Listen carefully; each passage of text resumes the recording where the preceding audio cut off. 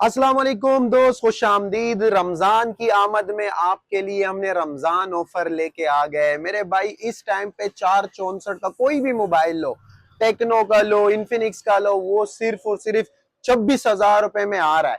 तो मैं आपको अगर जापान आपके कदमों में ला के रख दूं, ये वो सेट है एक्वास के जिसके लिए R2 आया था, लोग तरसते थे, 20-20 हजार का ले रहे थे।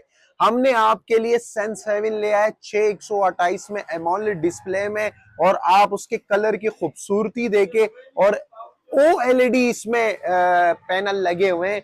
जो OLED एमोलेड डिस्प्ले वाला आप लेते हो वो तकरीबन आपको 50,000 रुपए में टेक्नो इन्फिनिक्स में मिलता है। और फिर स्नैपड्रैगन भी उसमें नहीं होता, इसमें स्नैपड्रैगन भी है। और कलर आप चेक करें, मैं सिर्फ आपको इसकी एक कैमरे की क्वालिटी चेक करा के दूंगा। आप इसका डिस्प्ले का वो देखें, आप लुक देखें, साइड फिंगर देखें, ये चेक करें आप।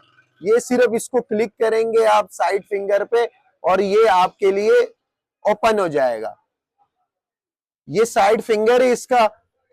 मैं आपको इसका अभी रिव्यू चेक कराता हूं, आप इसका कैमरे का रिजल्ट चेक करें। ये आप इसका जूमिंग चेक करें, जितना जूम करोगे क्लियरिटी में।